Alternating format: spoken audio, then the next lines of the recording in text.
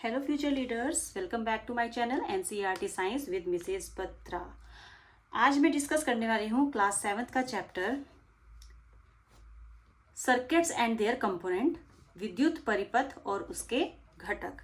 विद्युत यानी इलेक्ट्रिसिटी। आपके घरों में इलेक्ट्रिसिटी आती है, सभी के घरों में आती है। इलेक्ट्रिसिटी की हेल्प से ही आपके घर में बल्ब्स, ट्यूब्स, पंखे, एसी, रेफ्रिजरेटर, वॉशिंग मशीन्स, ये सब जो अप्लायंसेस है, ये सब डिवाइसेस जो हैं वो चलती हैं और आपकी डेली लाइफ को बहुत ही सुविधाजनक बना के रखती है। क्या हो अगर एक दिन के लिए भी आपके यहाँ से बिजली की जो सप्लाई है, इलेक्ट्रिसिटी की सप्लाई है, वो कट हो जाए, तो आपको पता है कि आपकी डेली लाइफ डिस्टर्ब हो जाएगी। ये सब चीज़ें जो आप इलेक्ट्रिक अप्लायंसेस चला रहे हैं वो सब बहुत टफ हो जाएगा चलाना। तो आइए आज हम इसके बारे में ही, इसकी बेसिक टर्म्स के बारे में ही समझेंगे कि क्या है ये विद्युत परिपथ यानी इलेक्ट्रिक सर्किट्स और इसके कंपोनेंट्स, वो क्या चीज़ है। सबसे पहले हमें यही पता चलना होना चाहिए, आपको इसके बारे में नॉलेज होनी चाहिए कि इलेक्ट्रिक सर्किट होता क्या है। इलेक्ट्रिक सर्किट जो है स्टूडेंट्स, वो होता है एक क्लोज्ड कंडक्टर पाथ जिसमें से इलेक्ट्रिसिटी पास होती है, जिसमें से इलेक्ट्रिसिटी क्या होती है या इलेक्ट्रिक करंट बोलते हैं हम इसे, वो पास होता है। मींस एक बंद और सतत पथ जिसमें से विद्युत धारा गुजरती है और आपके घर के जितने भी अप्लायंसेस होते हैं वो सब चलते हैं। ओके, इसे हम बोलते हैं इलेक्ट्रिक सर्किट। अगर मैं इसका एक डायग्राम बनाऊं तो इलेक्ट्रिक सर्किट का डायग्राम इस तरह से बनता है। सपोज ये आपका है इलेक्ट्रिक बल्ब। इस बल्ब को हमने एक स्विच के साथ जोड़ा, ठीक है। इस टाइम स्विच जो है, ये मैं आपको भी बताऊंगी कि जो ये सर्किट डायग्राम मैं बना रही हूँ ये क्लोज्ड है या फिर ओपन है, ठीक है। और इसके साथ हमारे यहाँ जुड़ी होती है एक बैटरी या सेल जो हमें इलेक्ट्रिसिटी प्रोवाइड करती है। तो ये इलेक्ट्रिक सर्किट का डायग्राम है, यानी विद्युत परिपथ, जिससे आप ये समझा सकते हो कि किस तरह से हमें इलेक्ट्रिसिटी की वजह से जो भी हमारे अप्लायंसेस चल रहे हैं वो किस तरह से चल रहे हैं, वो एक इलेक्ट्रिक सर्किट की वजह से ही चलते हैं। अभी मैंने आपको बताया कि जो इलेक्ट्रिक सर्किट है वो क्लोज्ड है या ओपन है, ये कैसे पता लगता है। यानी इलेक्ट्रिक सर्किट हमारे पास दो तरह से है, closed circuits and open circuits. Hindi में यदि हम बोलते हैं तो बंद परिपथ और खुला परिपथ। अभी जो मैंने आपके पास ये डायग्राम बनाया था, ये जो मैंने आपके सामने चित्र समझाया है, ये आपको कैसे पता लगेगा कि ये ओपन है या क्लोज्ड है। ये जो साइन मैंने यहाँ लगाया है ये ओपन का है क्योंकि ये इसके टच में नहीं है, ये पूरा जो परिपथ है ये पूरी तरह से संपर्क में नहीं है, तो ये क्या है, खुला परिपथ यानी ओपन सर्किट। इस कंडीशन में ये बल्ब बिल्कुल भी नहीं जलेगा, ग्लो नहीं करेगा। जैसे ही हम इसको इसके साथ यहाँ बंद कर देते हैं, अगर मैं इस डायग्राम को इस तरह से बनाऊं लाइक दिस,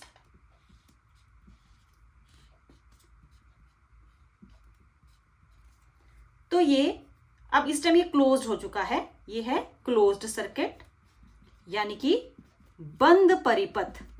अब इस कंडीशन में जैसे ही ये सर्किट कंप्लीट होगा, ये बैटरी जो कि विद्युत धारा की सप्लाई कर रही है, इसकी वजह से ये बल्ब ग्लो करने लग जाएगा।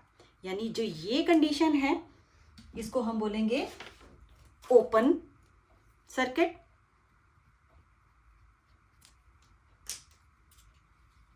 और ये है क्लोज्ड सर्किट।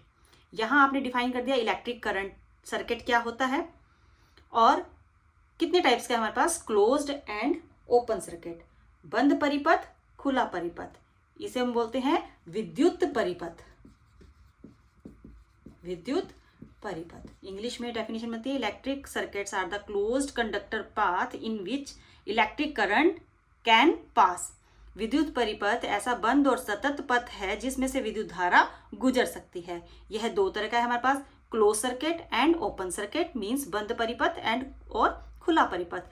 क्लोज्ड में क्या होगा कि जो ये स्विच है ये ऑन, ये स्विच है, ये स्विच है, ये सेल या बैटरी है, और ये हमारे पास बल्ब है। तो स्विच ये ऑन है, इसलिए ये बंद परिपथ है। अब ये स्विच ऑन नहीं है, ये देखो यहाँ से बिल्कुल खुला हुआ है, यहाँ स्पेस है, तो ये हमारे पास खुला परिपथ है। ये बंद, ये खुला परिपथ। ओके, ये टर्म्स आपको क्लियर हो गई होंगी। इसके बाद हम इसके कंपोनेंट्स के बारे में पढ़ेंगे कि इलेक्ट्रिक सर्किट के क्या कंपोनेंट्स होते हैं। तो मैं इसे रब कर देती हूँ। इलेक्ट्रिक सर्किट के कितने कंपोनेंट्स हैं हम उनके बारे में पढ़ेंगे।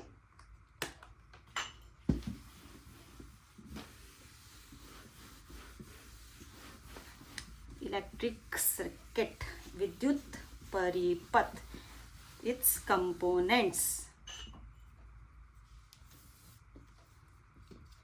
Components of electric circuit, Hindi में बोलेंगे हम विद्युत परिपथ के घटक। बारी बारी से एक एक सबको मैं सारे के बारे में एक्सप्लेन करूंगी। सबसे पहले है हमारे पास जो हम डिस्कस करेंगे वो है हमारे पास स्विच, जिससे आप घरों में पंखे को ऑन ऑफ, लाइट को ऑन ऑफ करते हो। स्विच, हिंदी में भी इसे बोलेंगे स्विच। अब स्विच क्या होता है? ये ऐसी डिवाइस होती है जो इलेक्ट्रिक सर्किट को ओपन और क्लोज करती है। Device used to open and close an electric circuit means ऐसी युक्ति जो क्या करेगी, जो परिपथ को या तो पूरा करेगी या भंग यानी तोड़ेगी। ठीक है। अब आपने स्विचेस तो अपने घरों में देखे हुए हैं, लेकिन हमारे साइंस लैब में जो स्विचेस होते हैं वो कुछ इस तरह से होते हैं, लाइक दिस। इसके बीच में एक की होती है, यहाँ हम तारों को लगाते हैं, वायर्स को लगाते हैं। जैसे उस की को इसके ऊपर रखते हैं ये क्लोज हो जाती है, जैसे ही इसको बाहर निकालते हैं ओपन हो जाती है। इस तरह के स्विच हमारे पास साइंस लैब में होते हैं। और आपके घरों में नॉर्मल स्विचेस आपने देखे हुए हैं, वाइट कलर के, ग्रे कलर के, जिससे आप पंखे को ऑन ऑफ, लाइट को ऑन ऑफ ये करते हो। ओके, ये सबसे पहला कंपोनेंट है हमारे पास स्विच। दूसरा है हमारे पास इलेक्ट्रिक सेल, इसे सेल ही बोलते हैं हम, विद्युत सेल। क्या होता है इलेक्ट्रिक सेल? ये ऐसा सोर्स होता है जो हमें इलेक्ट्रिक एनर्जी को प्रोवाइड करवाता है। तो ये क्या है? Portable source to provide electric energy, यानी युक्ति जिसके द्वारा हमें विद्युत धारा प्राप्त होती है। युक्ति जिसके द्वारा विद्युत धारा प्राप्त की जा सकती है। यहाँ एनर्जी नहीं लिखेंगे हम, यहाँ लिखेंगे इलेक्ट्रिक करंट।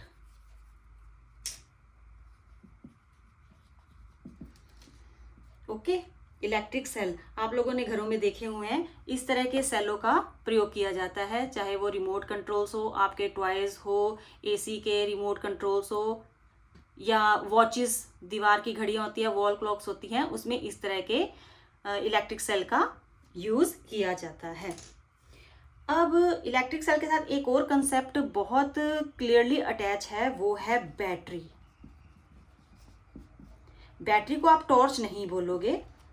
कई बच्चे टॉर्च को, या कई पर्सन्स टॉर्च को लेना हो, इलेक्ट्रिक टॉर्च को, तो कहते हैं बैटरी पकड़ा दो। But battery is the concept where we relate it from with the electric cell. तो बैटरी क्या है? कॉम्बिनेशन ऑफ टू और more than two electric cells, means दो या दो से ज़्यादा। हमारे पास जब इलेक्ट्रिक सेल्स को हम कंबाइन करते हैं, कम्बिनेशन करते हैं, तब वो हमारे पास बनती है बैटरी। जैसे मैं पहले हिंदी में बताती हूँ। हिंदी में बैटरी हम बोलेंगे दो या दो से अधिक विद्युत सेलों के संयोजन यानी कॉम्बिनेशन को बैटरी कहते हैं।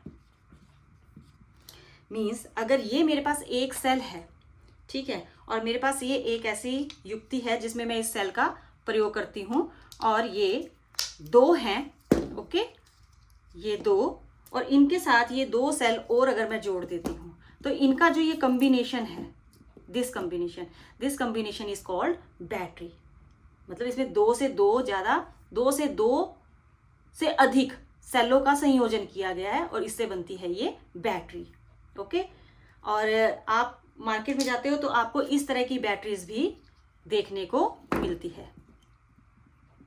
इसमें ऑलरेडी इसके अंदर ही दो या दो से अधिक सेलों वाली पावर होती है। ये इस तरह की बैटरी भी मार्केट में मिलती है। ये छोटे मोटे अप्लायंसेस को चलाने में यूज़ की जाती है। आप इससे बड़े बड़े डिवाइसेस, अप्लायंसेस आपके घरों में जो इलेक्ट्रिसिटी से चलने वाली डिवाइसेस हैं उनको नहीं चला सकते। बड़ी बड़ी को, छोटी छोटी जैसे टॉयज़ होती हैं और जैसे खिलौने हैं और ये सेल हैं, बैटरी हैं, इनको आप इससे यूज़ करके आप चला सकते हो। नाउ मेरे पास अगला है कंसेप्ट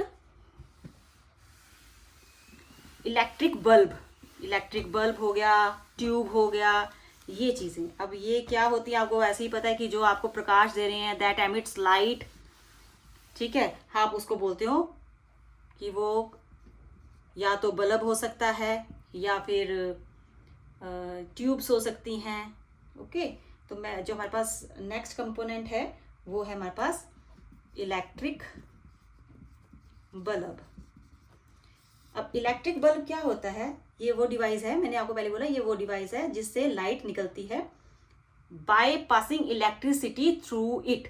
विद्युत धारा जब इसके अंदर से गुजरेगी तभी ही ये ग्लो करेगा, लाइट प्रोड्यूस करेगा, okay. A device that produce light when electricity यानी विद्युत धारा पास थ्रू इट। मीन्स ऐसी युक्ति जिसमें से जब विद्युत धारा गुजारी जाती है तो ये प्रकाश उत्सर्जित करती है। उत्सर्जित यानी निकालती है, जिसकी वजह से आप उत्सर्जित करती है, जिसकी वजह से आप किसी वस्तु को देख पाते हो। You are able to see any objects around you, okay. अब इलेक्ट्रिक बल्ब भी आपने घरों में बहुत सारे देखे हैं। इस वक्त मेरे हाथ में ये वाला है। बहुत पहले यूज किए जाते थे, 100 वाट के बल्ब बोला करते थे और येलो येलो इसकी लाइट प्रोड्यूस होती थी। लेकिन आजकल इनकी जगह ले लिया है एलईडी बल्ब्स ने। उसका भी रीज़न बताऊंगी कि क्यों उन बल्ब्स का या उन ट्यूब्स का यूज़ किया जा रहा है, इसका क्यों नहीं यूज़ किया जाता, वो बाद में बताऊंगी। ये है मेरे पास एक इलेक्ट्रिक बल्ब। जैसे ही इसके इन टर्मिनल्स पर वायर जोड़ के इलेक्ट्रिसिटी पास की जाती है तो ये अंदर से ग्लो करने लग जाता है। इसमें एक चीज़ और बताना चाहूँगी, इसके अंदर आपको एक वायर दिख रही है, इसे हम बोलते हैं फिलामेंट। क्या बोलते हैं इसको? फिलामेंट।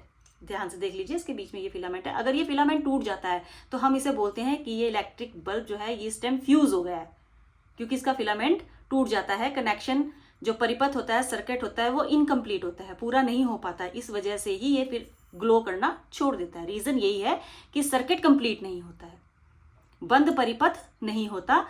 ये वायर टूटने की वजह से, ये जो फिलामेंट है इसके टूटने की वजह से परिपथ पूरा नहीं होता, इसलिए ये बल्ब ग्लो नहीं करता, बल्ब प्रकाश उत्सर्जित नहीं करता। फिलामेंट इलेक्ट्रिक बल्ब का ही पार्ट है। ये भी मैं आपको साथ के साथ ही बता देती हूँ कि फिलामेंट क्या होता है। It is the thin wire inside electric bulb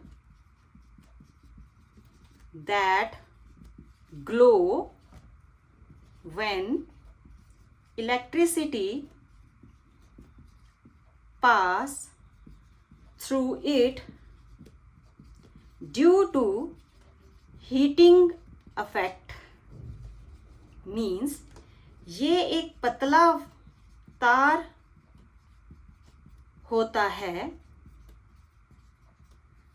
जिसमें से जब विद्युत धारा गुजरती है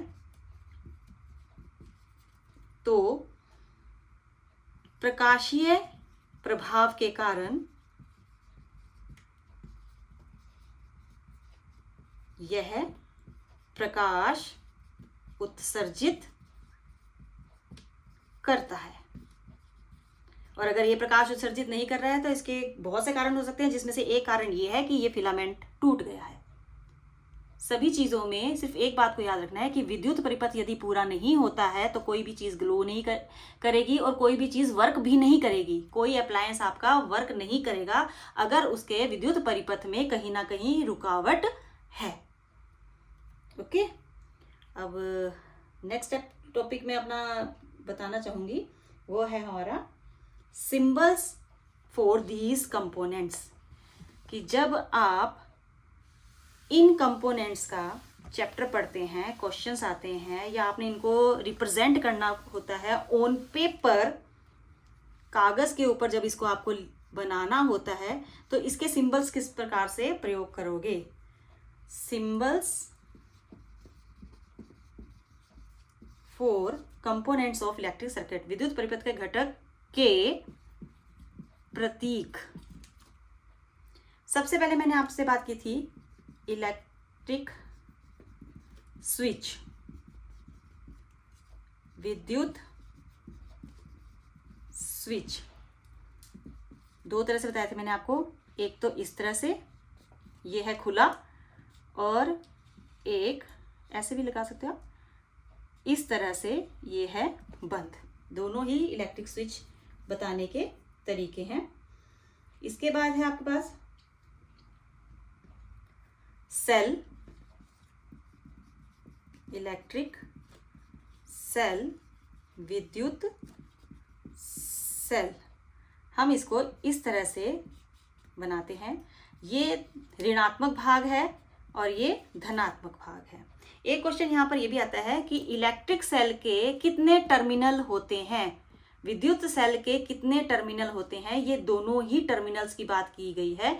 इसके दो टर्मिनल होते हैं। इलेक्ट्रिक सेल हैज 2 टर्मिनल्स,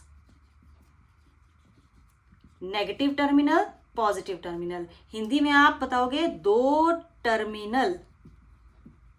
विद्युत सेल के 2 टर्मिनल होते हैं, धन टर्मिनल, टर्मिनल ही लिखोगे यहां पर, और ऋण टर्मिनल। ओके, ये भी आपके पास एक क्वेश्चन राइज होता है। थर्ड वन है हमारे पास बैटरी। मैंने बताया था battery is the combination of 2 और मोर देन 2 सेल्स। तो इसको हम इस तरह से बना सकते हैं, लाइक दिस। एक एंड छोटा बनाते हैं। जो छोटा एंड होता है वो हमेशा नेगेटिव होता है, जो बड़ा एंड होता है वो हमेशा पॉजिटिव एंड होता है। यानी एक छोटे वाला जो है वो ऋणात्मक रहेगा और बड़े वाला जो है ये वो धनात्मक रहेगा। इस बात को आप अच्छे से याद कर लीजिए। ये रिप्रेजेंटेशन है हमारे पास इलेक्ट्रिक सेल और बैटरी की। नेक्स्ट है, इसको बैटरी ही लिखेंगे आप, इलेक्ट्रिक बल्ब, विद्युत बल्ब। जैसे मैंने सबसे पहले ही डायग्राम बनाया था विद्युत परिपथ का, तो मैंने आपको बल्ब बना के दिखाया था। इस तरह से बनाया था मैंने बल्ब को। ये बीच में जो ये बनाती हूँ ये वही फिलामेंट है जिसके बारे में मैं आपसे बात कर रही थी। इसमें भी बल्ब के भी हमारे पास 2 एंड होते हैं, negative and positive.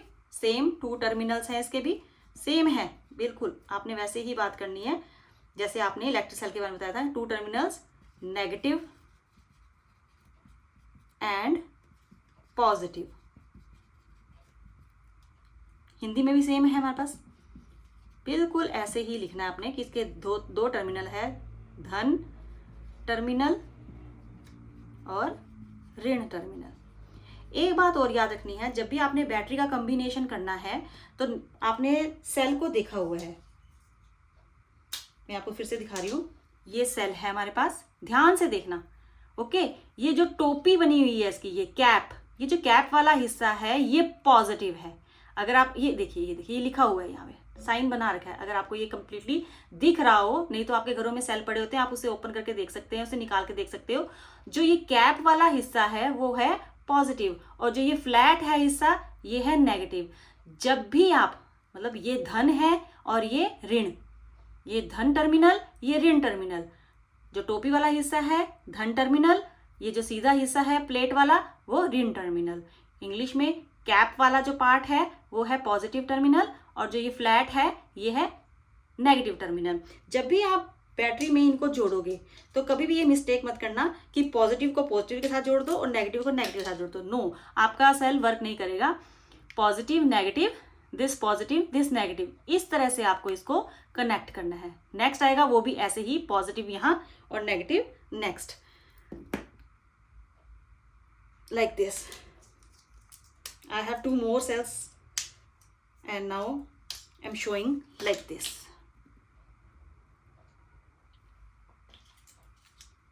Okay, I think आपको क्लियर हो गया होगा कि आपने पॉजिटिव को नेगेटिव के साथ जोड़ना है और नेगेटिव को पॉजिटिव के साथ जोड़ना है, इस तरह से।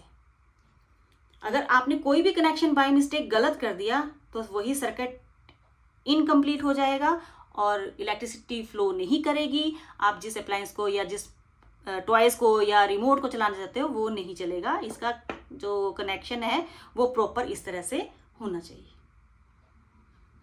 ओके, ये मैंने रख लिया यहाँ पे। अब इलेक्ट्रिक बल्ब के बाद मैंने आपको जो और बताना है, हाँ एक और हमारे पास होता है इलेक्ट्रिक बल्ब के अलावा, वो है हमारे पास कनेक्टिव वायर। सारा काम ही कनेक्टिव वायर का है। इसको हम बोलते हैं संयोजन तार, जो कनेक्ट करता है। तो तार तो नॉर्मली तार होती है तो इसको एक लाइन से हम करते हैं, और तारें आपने देखी है, जैसे मैंने ये दिखाया था आपको, ये बैटरी दिखाई थी, इसमें भी ये तार लगी थी। तो इस तरह से हमारे पास ये तार अलग से भी मिलती है। आप इसको कनेक्ट करेंगे तभी फ्लो करेगा इलेक्ट्रिसिटी किसी भी इलेक्ट्रिक सर्किट के अंदर, विद्युत परिपथ के अंदर विद्युत धारा तभी जाएगी अगर आप इसको कनेक्ट करोगे इन सभी कंपोनेंट को आपस में इन तार की सहायता से। आपको पता है इस तार के अंदर जो मटेरियल होता है ये किस चीज़ का बना होता है? अगर आप ये देखिए, ये जो बारीक सी तार है ये किस चीज़ की बनी हुई है? ये बनी हुई है, जो कनेक्टिव तार होती है, कॉपर मेटल की, तांबे की तार होती है। अब तांबे की तार का प्रयोग क्यों करते हैं? क्योंकि तांबा एक मेटल है और it is good conductor of electricity, good conductor of electricity. Hindi में बोले कि जो तांबा है विद्युत का सुचालक है। सुचालक मीन्स अच्छा चालक, अच्छी तरह से चालन करता है, चलवाता है विद्युत धारा को अपने में से। और एक बात और भी है, हम चांदी को भी बड़े अच्छे से जानते हैं कि चांदी भी विद्युत का बहुत अच्छा सुचालक है। तो हम चांदी की तारों का प्रयोग क्यों नहीं करते हैं? इस क्वेश्चन को आप जरा खुद ढूंढने की कोशिश करना कि तांबे की ही तारें क्यों बनाई जाती है। चांदी तो बहुत अच्छा सुचालक है, जो सिल्वर है it is the best conductor of electricity, तो हम इसकी वायर्स क्यों नहीं बनाते? आप इसको खुद फाइंड आउट करना। ओके, नाउ ये टॉपिक मेरा यहीं कंप्लीट होता है। इसके बाद मैं ले रही हूं एलईडी। पहले तो आपको एलईडी की फुल फॉर्म पता होना चाहिए।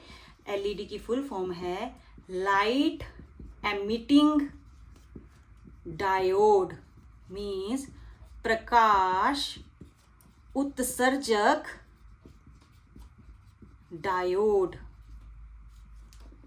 अब लाइट एमिटिंग डायोड यानी एलईडी का जगह, एलईडी ने जगह ले ली है ऐसे ऐसे बल्बों की। और एलईडी देखने में किस तरह से होती हैं? ये मेरे पास है एलईडी, ये छोटे छोटे से बल्ब होते हैं लाइक दिस। इससे भी बारीक होते हैं, 2 वायर्स लगी होती हैं। एक्चुअली क्या होता है कि जो हम ये वाले बल्ब यूज करते थे 100 वाट के बल्ब, इसमें वाट ज्यादा लगता था, इलेक्ट्रिसिटी की खपत, विद्युत की खपत बहुत अधिक होती थी। लेकिन इन एलईडी ने इसलिए स्थान ले लिया क्योंकि इसमें इलेक्ट्रिसिटी की जो खपत है, इलेक्ट्रिसिटी जो आप यूज करते हो वो कम होती है, जबकि प्रकाश उसी प्रकार से ये देते हैं। ओके, ये है हमारे पास एलईडी। इलेक्ट्रिक सेल के मैंने आपको टर्मिनल्स बता दिए। इसी तरह से हमारे पास बल्ब के भी टर्मिनल्स होते हैं। ओपन सर्किट, क्लोज सर्किट बता दिया आपको। पॉजिटिव को नेगेटिव टर्मिनल के साथ जोड़ना है, इसके बारे में बताया आपको। मेटल्स कौन सी यूज होती है, कॉपर की यूज की जाती है वायर में। हाँ, एक मैं आपको ये बताना चाहूंगी, रिमाइंड ही करा रही हूँ, रिवीजन टाइप का।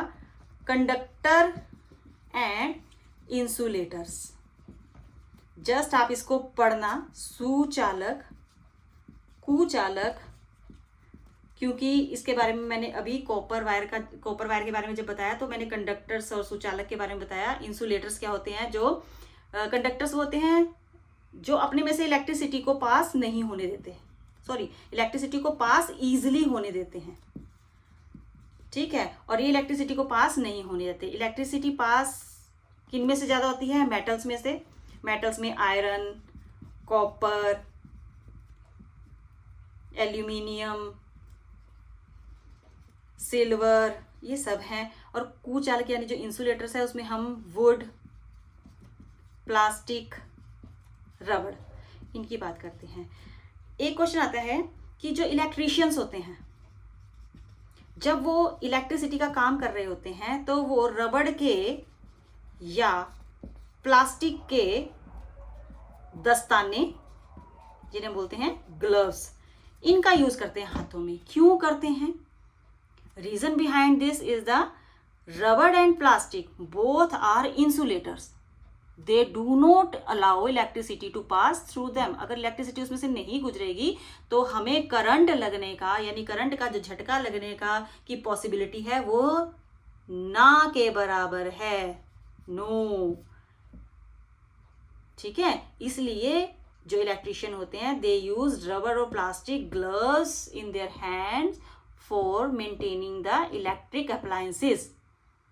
ओके, कि जो बिजली ठीक करने वाले व्यक्ति होते हैं वो अपने हाथों में रबड़ और प्लास्टिक के दस्ताने इसलिए डालते हैं क्योंकि जो रबड़ और प्लास्टिक होती है ये कुचालक है, ये अपने में से विद्युत धारा को गुजरने नहीं देते, जिसकी वजह से करंट लगने का खतरा नहीं होता।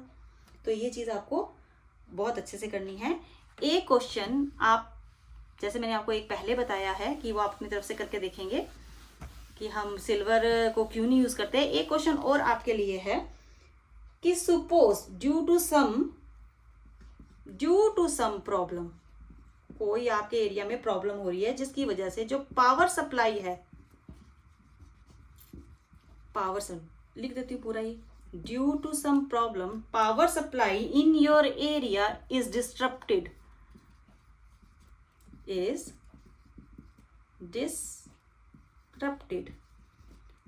for 2 or 3 days. Okay, so which actions from your daily life you wouldn't be able to do? Means किसी कारणवश आपके क्षेत्र में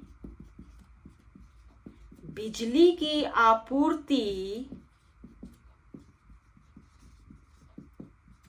2 या 3 दिनों के लिए